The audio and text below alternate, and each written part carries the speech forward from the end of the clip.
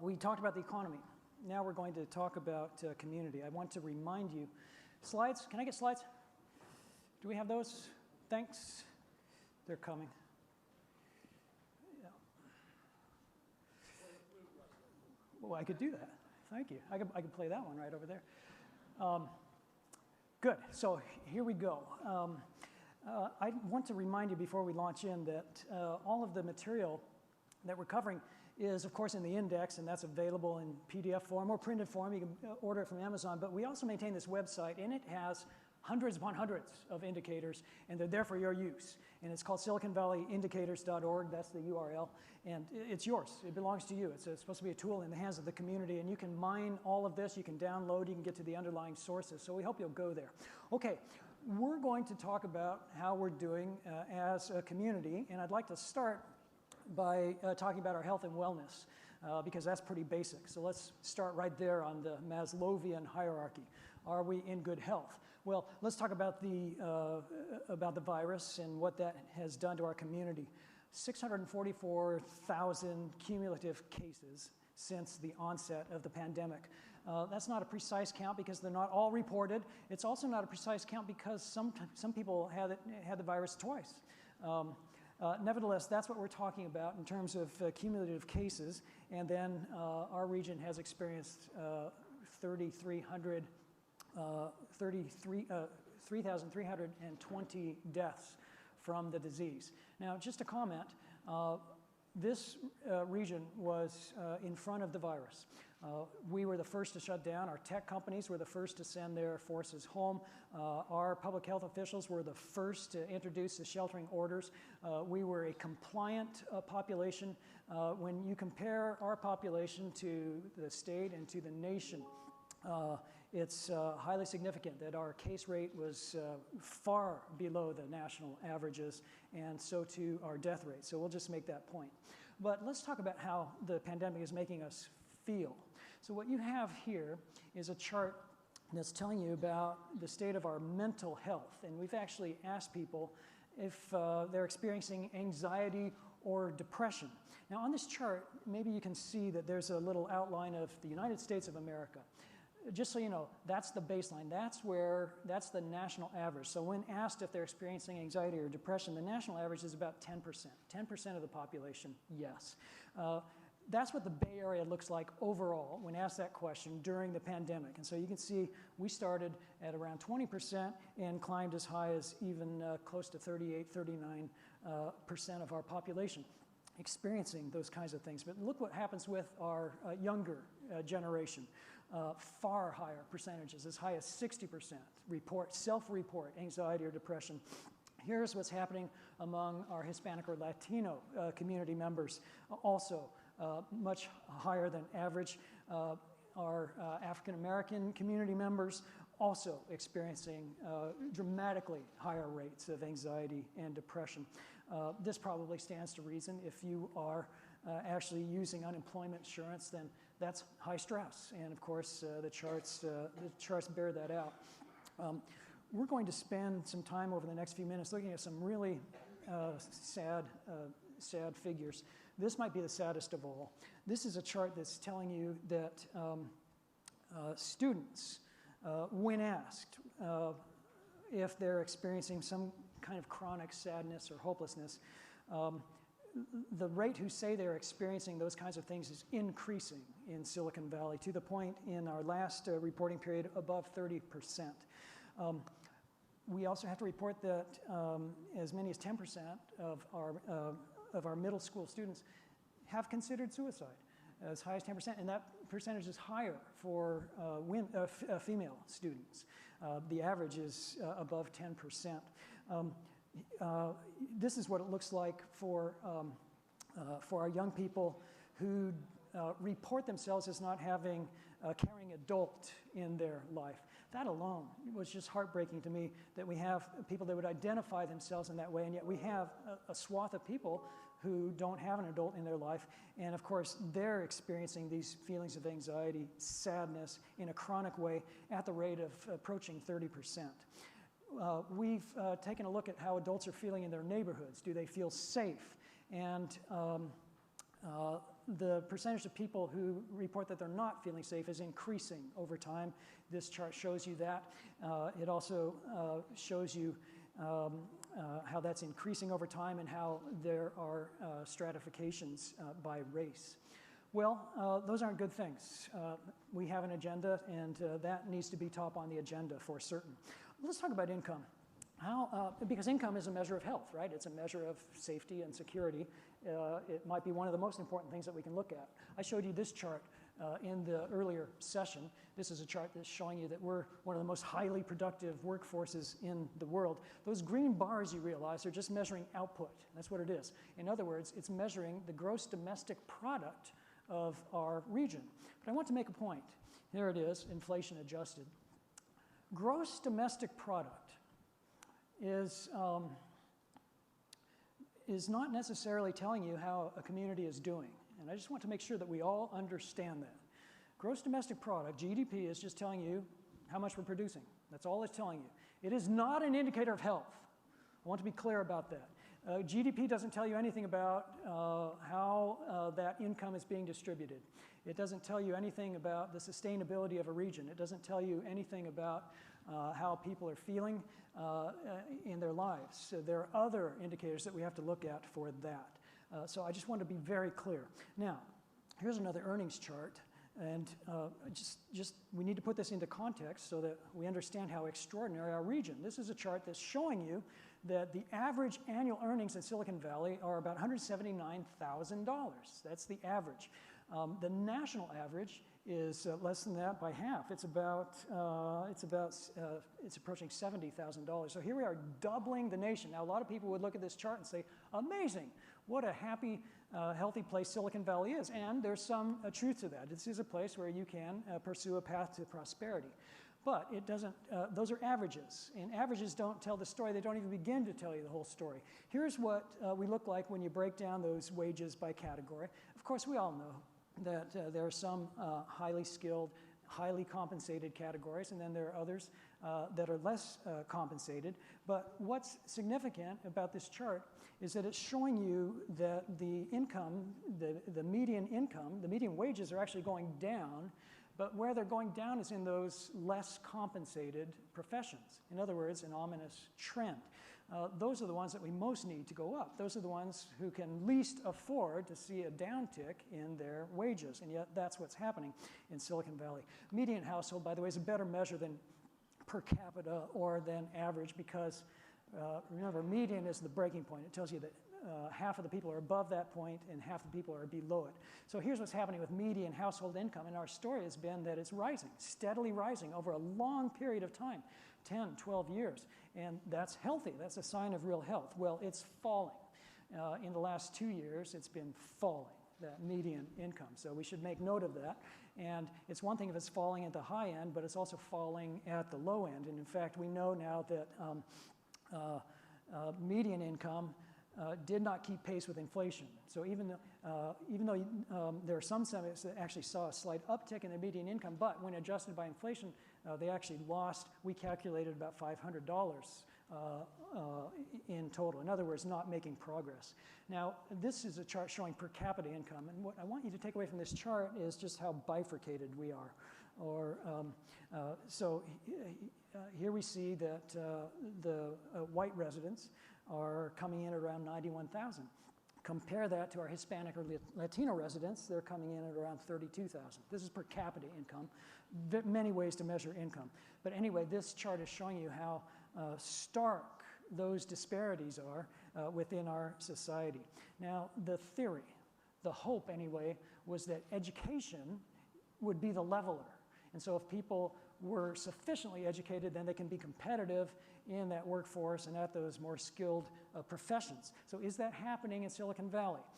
We unearthed this information, and in fact, it tells you that it's not happening in Silicon Valley. This is a chart that's showing you that, for example, there is a huge disparity between whites and African Americans, even though both are holding a bachelor's degree. Same disparity exists between our white residents and our Hispanic or Latino residents. And rather than put it in a chart, some of these really important factoids I just want to spell out for you. Hispanic or Latino residents make an average wage that is about 64% less than similarly educated white residents, okay? That's our reality in Silicon Valley. For our black or African Americans, it's about 50%. Same level of education. We can't explain it. We don't have an explanation. That would have to be the subject of further research. Then the other hope was that tech could be a gateway, a pathway to a different kind of a future, because tech is our region's prosperity engine. So can we see a penetration into the tech world by those underrepresented segments of our community? This, by the way, shows you that tech is mostly composed of Asian and our white residents. Probably no surprise there, very smaller slices of the pie. But this is even more stark. We took a look at the leadership roles in our largest tech companies, and the leadership roles are being filled by Asian and by white members of our community to the tune of about 60, 80, more than 85%. And then 5% of those positions are being filled by our Latino or Hispanic residents, and only 3% by our African American residents. Even though Hispanics make up 24% of the workforce, even though black or African Americans are making up 2% of the workforce, this is what it looks like in tech. So enormous gaps that we take no pleasure in reporting. I want to talk about wealth and the distribution of wealth in Silicon Valley and what that looks like. You're probably familiar with the Gini coefficient. It's a tool that's used by economists. It's not a perfect tool. There are many measures of wealth, but this is one that says, supposing all of the wealth was held by one person and the other 99 held none of the wealth, that would be a Gini coefficient of 1 or 100, however you want to measure that. And then if a Gini coefficient of 0 would be where all of the people held all of the wealth equally. Now, you might be curious where the United States is on the Gini coefficient.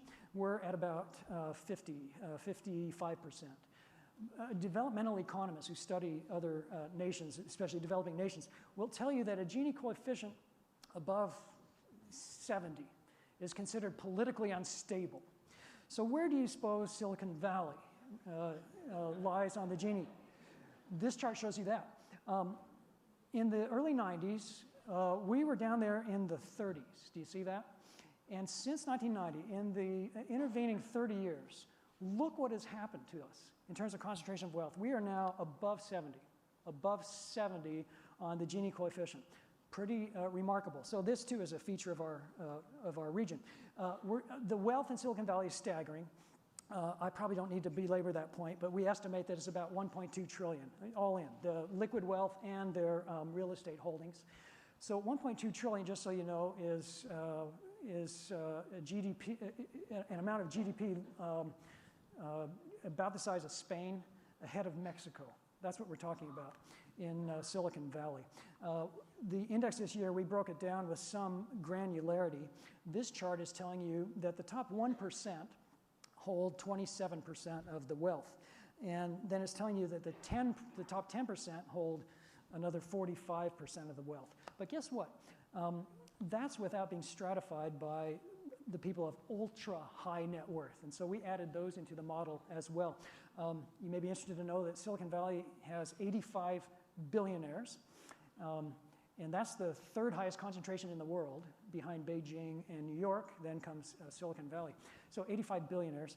And then we have 168,000 households with $1 million in liquid assets that can be invested, and on it goes. Anyway, I want to bring this chart just into plain English for you. Here it is. Households that are in the top quarter hold 92% of the wealth.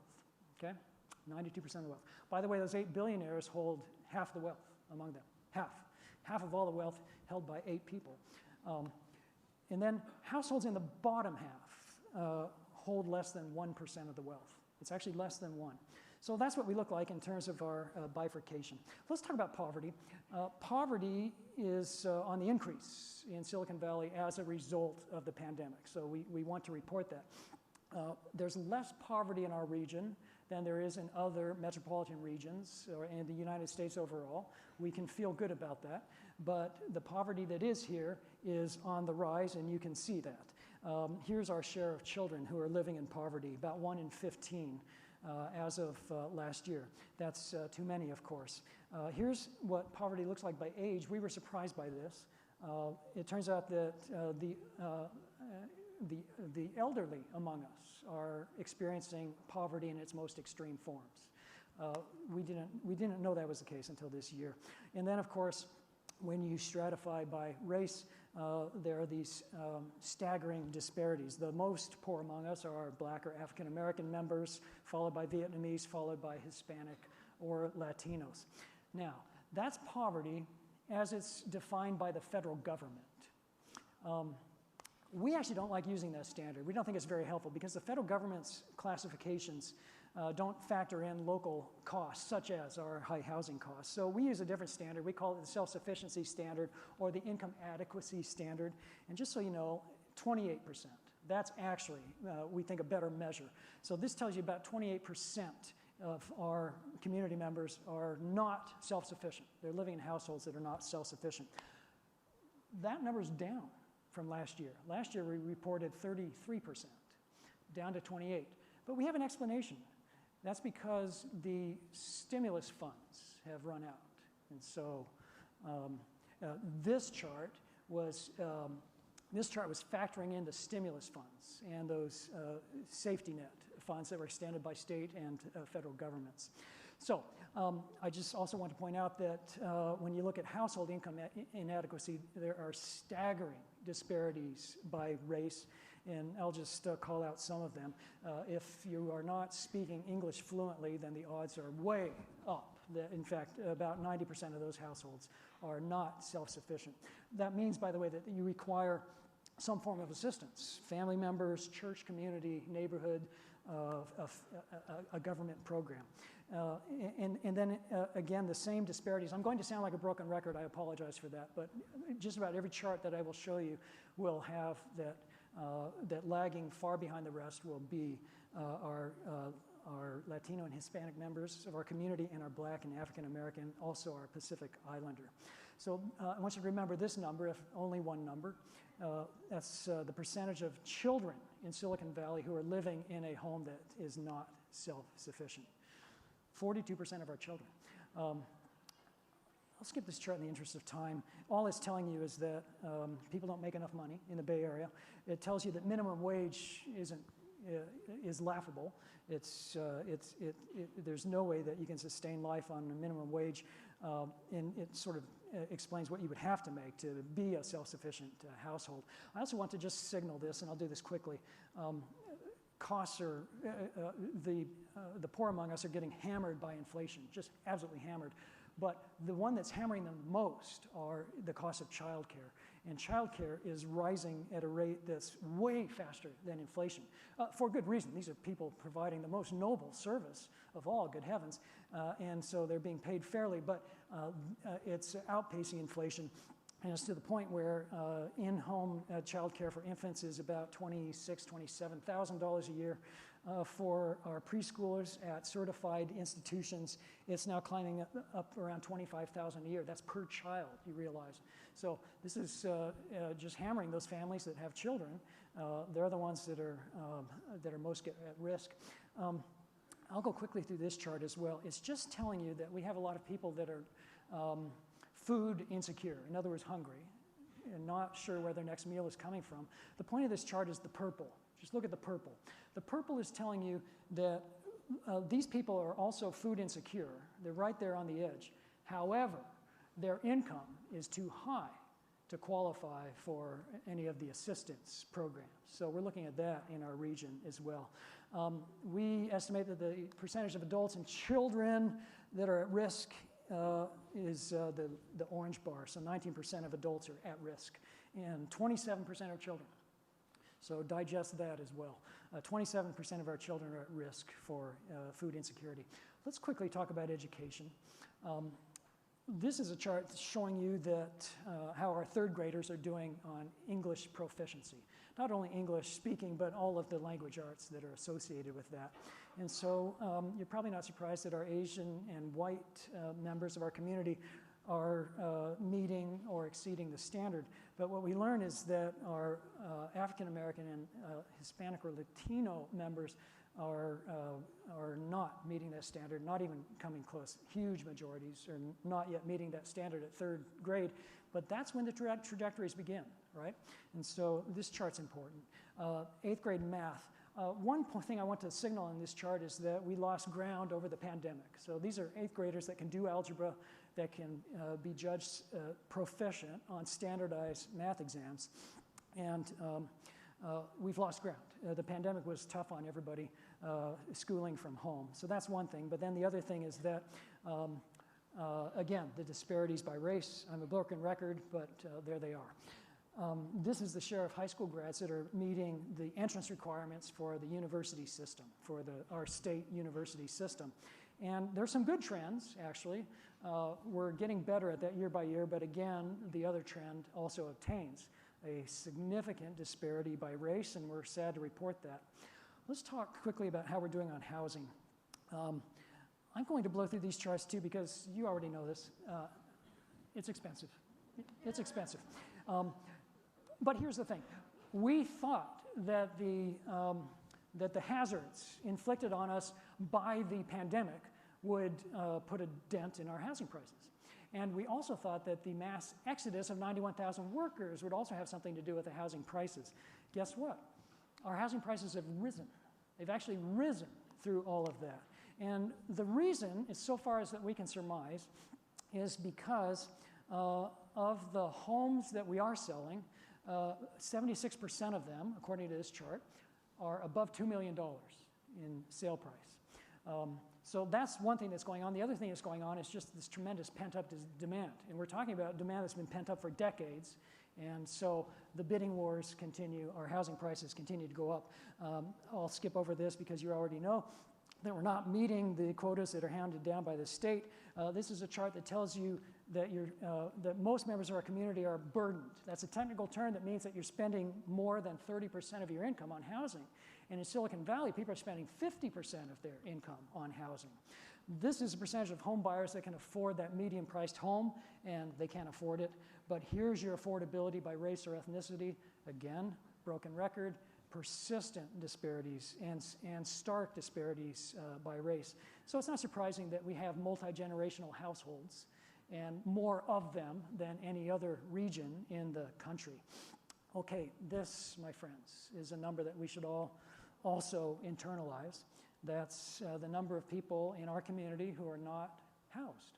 11,836 of them. This is our reality. It's a staggering reality. Now, I just want to be clear.